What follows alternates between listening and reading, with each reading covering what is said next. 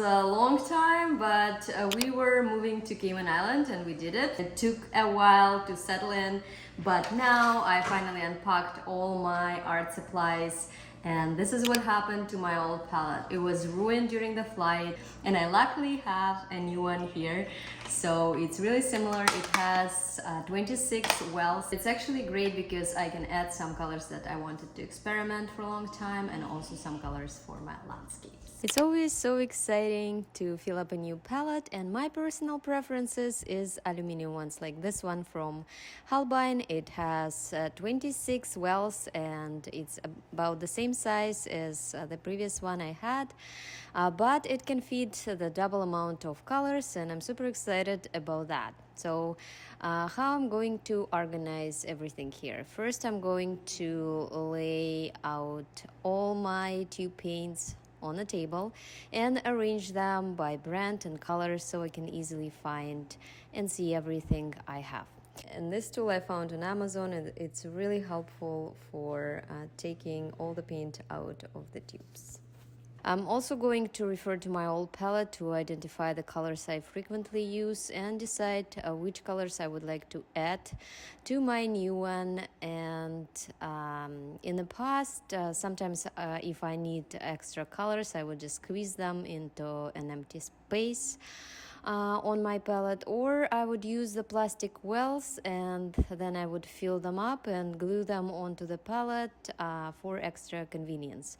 This time though, I can add them properly, so let's begin. I think I decided what colors I would like in my palette, and I have a couple extra ones that didn't fit this time, but I'm also going to test free grays, and I'm sure I'm not going to keep all free in the future, so I will have some empty wells that I could refill with something I would prefer to have in my palette as well. As usual, I like to start with a yellow and then go to orange, reds, purples, blues, greens, some earth tones, and gray and white colors. So this is how I prefer my palette setup. This is something that I used to, and I also like to have warm and cool colors of each color. So I have warm and cool yellow, warm and cool red, warm and cool blue, and warm and cool green.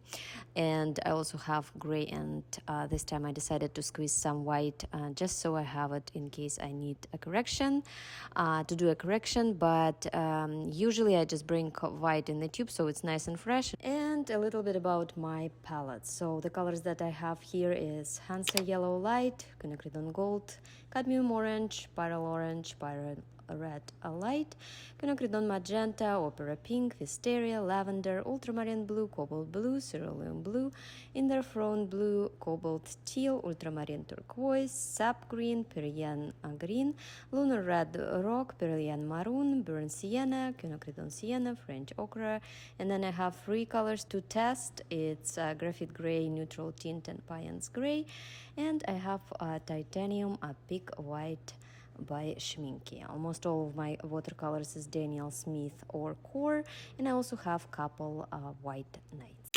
The other thing I always do when I set up a new palette is a swatch guide, and this helps me to get used to my new palette and search for colors really quickly. I would recommend you to use the paper that you actually paint on the most. So in my case, it's cold press watercolor. It's 100% cotton, and I will be able to see the colors, how they will look like on my paintings in the future. For the swatch, I'm just using the pencil and divide my paper into 26 equal parts. I also will need 2 water containers so I can clean my brush in between application really good, so my colors are clean and don't mix with each other. I like to apply my paint from really thick, and then towards the bottom I'm adding more water to see the full range of color from darker and more saturated to lighter and most invisible. While you're doing this process, you'll be able to notice how transparent your paint. You probably will see some granulations going on, and just see how your paint react with the paper. So it's really good exercise anyways, plus you're doing this amazing guide for yourself. Next, I'm going to write down the brand of the paint, the name, the characteristics, and the recipe, and all that information you can find on the tube itself, or you can go on the manufacturer website and you will find everything there.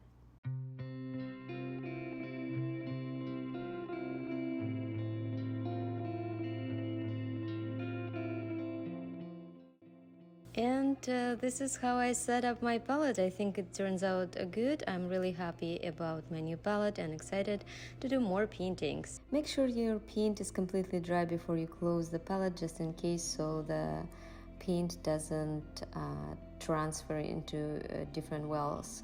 After that, it's ready to go.